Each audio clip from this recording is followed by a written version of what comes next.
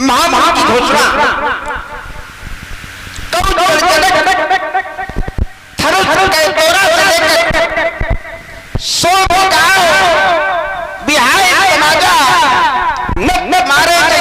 सब राजा यहाँ तक की घोषणाएं समाज के महामनीषियों ने सुनी।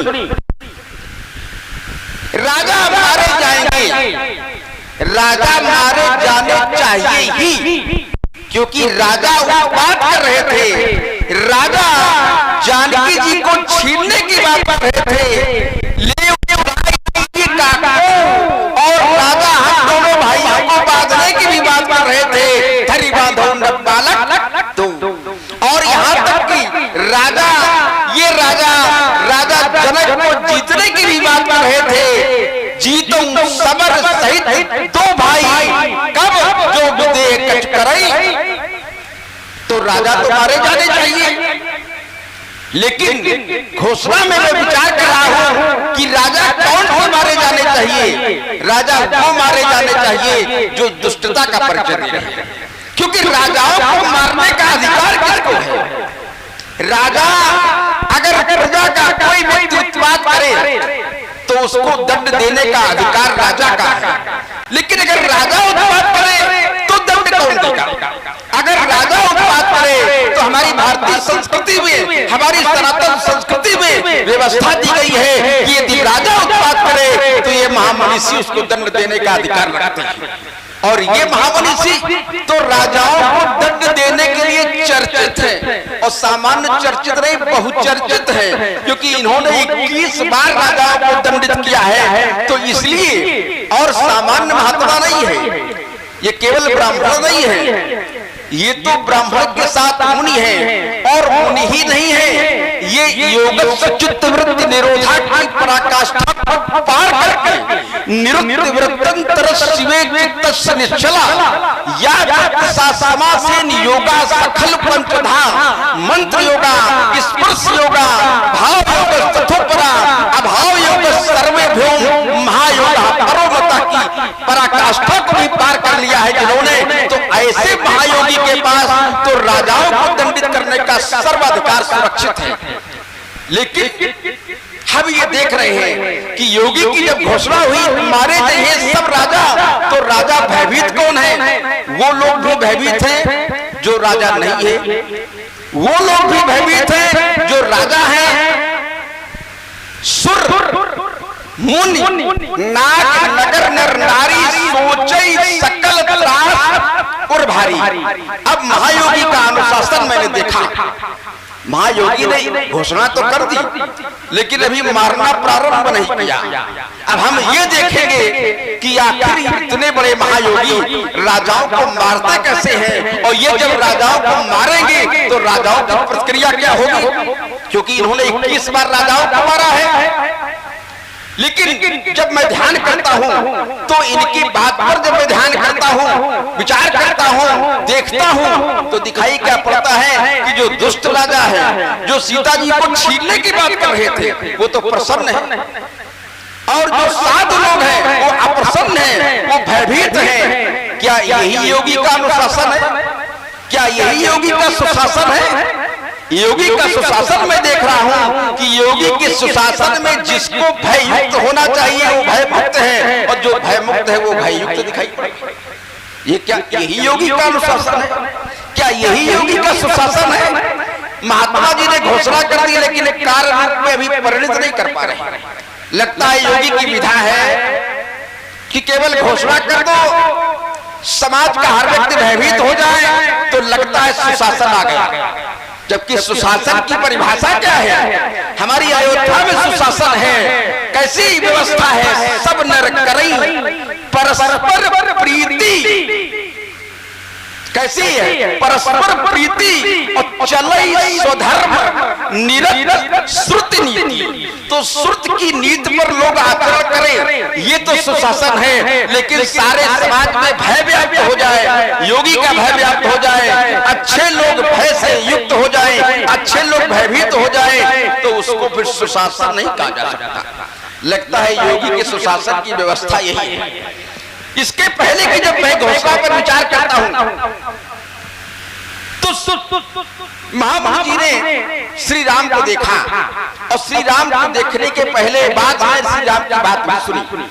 श्री राम ने कहा, नाथ संबोधन भंजनी हारा हुई केव एक दास तुम्हारा।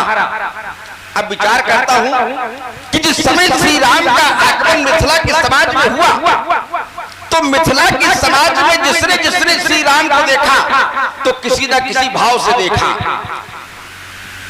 डरे कुटिल में प्रभु निहारी, मनो भयानक मूर्ति भारी।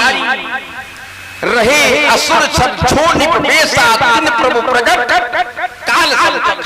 योगियों ने कैसे देखा? जोगिन परम तत्व में भाषा, शांत शुद्ध युव सहज प्रकाशा। और इन योगी बाबा ने भी देखा, महायोगी ने भी देखा, और सामान्य नहीं देखा। रामई चितई रहे थकिलोचन का अर्थ है कि टकटकी बांध कर देख रहे थे, सामान्य दृष्टि नहीं थी। महायोगी ने श्री राम को टकटकी बांध कर देखा, महायोगी ने टकटकी बांध कर देखा। यहाँ के समाज ने देखा तो कोई न कोई भाव प्रकट किया, कोई न कोई रूप देखा, कोई न कोई स्वरूप देखा। किसी ने बहुत से मुख, बहुत से हाथ, बहुत से पैर वाला देखा। बहु मुख कर पग लोचन शीशा, ऐसा भी देखा। तो महायोगी ने किस रूप में देखा? जब टकटकी बांध कर देखा तो आखिर देखा किस रूप में? क्यों? तो श्री राम को जिस भाव ने समाज में देखा, जिसने परम तत्व के रूप में देखा, उसके अंतःकरण में श्री राम के प्रति फिर भ्रम की स्थिति नहीं रही, संशय का भाव नहीं रहना चाहिए। जिसने बहुमुख कर पग लोचन शीशा के रूप में देखा, उसके मन में भी श्री राम के प्रति भाव, संशय का भ्रम का नहीं रहना चाहिए। लेकिन महायोगी ने श्री राम को देखा, परंतु हमें लगता है इनकी दृष्टि में अभी कुछ गड़बड़ी रह गई, क्योंकि ये श्री राम की बात सुनकर दिग्भ्रमित जैसे दिखाई पड़ रहे हैं। श्री राम ने बड़ा स्पष्ट कहा, नाथ संबोधन भंजनी हारा हुई केव एक दास तुम्हारा। लेकिन महामुनि जी भ्रमित हो गए, पता नहीं क्या कह रहे, उस समाज को भी दिग्भ्रमित कर रहे हैं। इसके पहले की घोषणा है, कौ जलजनक धनुष कै तोरा, वेग दिखाओ मूर्णत आजू, उल्टो में जहलक तोरा। राजा जनक से महात्मा जी ने कहा, जहां तक तुम्हारा राज है वहां तक की भूमि को मैं उलट दूंगा। अगर किसी को कुछ उलटवाना पलटवाना हो तो महामुनि जी को ले जाए, क्योंकि लगता ही निश्चल की व्यवस्था करते हैं उलटने पलटने की।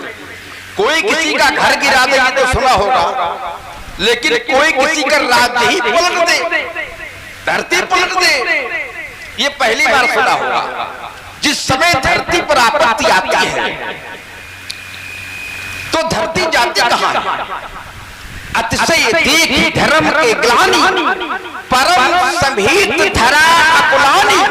तो कहा जाता है, धैर्य रूप धरी हृदय विचारी गई तहां जहां सुर मुनि झारी। अर्थात धरती पर जब आपत्ति आती है तो धरती अपने आपत्ति के निवारण की अपेक्षा किससे रखती है? इन मुनियों से। लेकिन हम देख रहे हैं मुनि धरती को ही उलटने की बात कर रहे हैं। अब जब मुनि धरती को उल्टेंगे तो फिर धरती सुरक्षा की व्यवस्था कहां होगी? धरती को सुरक्षा की अपेक्षा किससे होगी? और बड़ी विचित्र स्थिति, आज तक ऐसा नहीं देखा होगा आपने कि किसी का समाज में इतना सम्मान हो और उसके बाद ऐसा स्थिति में इतना अपमान भी हो जाए कि जो राजा जनक बहोर सिरनावा साष्टांग दंडवत जिसने प्रणाम किया, वही राजा को जब उन्होंने कह दिया मैं तुम्हारा राज्य पलट दूंगा, तो राजा चुपचाप निकल गए। अब बताइए, जिसके राज्य को उलटने की बात की जा रही वही राजा इनके अनुशासन में अब नहीं रहा। लेकिन पता नहीं किस महात्मा जी किस भाव में अभी तक खड़े हुए हैं, ना तो धरती पलट रहे हैं, ना राजाओं को मार रहे हैं। कहिए क्या हालचाल है? कहिए क्या हालचाल है? क्यों क्रोध कर रहे हो इतना, क्यों? ऐसे से कर रहा, ऐसे कौन करता है? क्यों क्रोध कर रहे हो इतना, क्यों फूल नहीं हाथी जितना, ये आंखें मुंह सब लाल लाल है, कहिए कहिए क्या हाल है? क्यों भ्रुकुटी इतनी तनी हुई? पसीना भी आ गया, बहुत कस के पसीना आ रहा है। क्यों भ्रुकुटी इतनी तनी हुई है, सब बिंदु से सनी हुई, क्या मिला नहीं कुछ मालमाल है, कहिए कहिए क्या हाल है? पर जब से देखा है मुझको, पर जब से देखा है मुझको, तुम भूल गए लगता खुद को, ये चेहरे का रंग उड़ा उड़ा और बदल गई सब चाल ढाल है, कहिए कहिए क्या हाल है? रणभेरी के बेसुरे राग, यहाँ तो सहनाई बज रही थी, झांझ मृदंग शंख सहनाई, महात्मा जी आगे से बंद हो गया। अच्छा क्यों न सहनाई बंद करा दे? जिसके जीवन में कभी सहनाई बजती नहीं है उसको दूसरे की अच्छी भी नहीं लगती, तो इनके जीवन में तो आज तक बजी नहीं, आगे संभावना भी नहीं दिखाई पड़ रही, तो दूसरे कैसे बज रहे थे? तो क्या बजा रहे उसकी जगह? रणभेरी का बाजा बजा रहे। ये रणभेरी के बेसुरे राग, रणभेरी के बेसुरे राग जो सुना रहे हो, भाग भाग शहनाई की सुर लहरों में ये बजती बेतुकी ताल है, कहिए कहिए क्या हाल? क्या इधर उधर तुम ताक रहे हो? क्या उचक उचक के झांक रहे हो? क्या इधर उधर तुम ताक रहे हो? क्या उचक उचक के झांक रहे हो? एक कैसा बाबा गोलमाल है, कहिए कहिए क्या हाल चाल है? कभी दीप सुमित्रा का कुमार, कभी दीप सुमित्रा का कुमार कर रहा है भी नहीं है बार बार, अब जाओ महेंद्र चल अपने, यहाँ नहीं कोई डोल डाल है, कहिए कहिए क्या हाल चाल है? धनुष टूट गया है, इसलिए क्रोध विरोध प्रतिरोध आपके द्वारा मैंने तो बहुत सी धनुषियां तोड़ी। आज एक धनुष को तोड़ने वाले को आपने सहस्त्रबाहु की समकोटि का शत्रु माना है, हमको किस कोटि का मानेंगे? कोई कोटि बनाएंगे हमारी, क्योंकि हमने 2-4 नहीं 1000-2000 नहीं बहुत धनुष तोड़ी लड़काई, पर कबहू न अश्रेष्ठ कीन गुसाई, यही धन पर ममता के हेतु। मैथिली समाज के अंतर्गत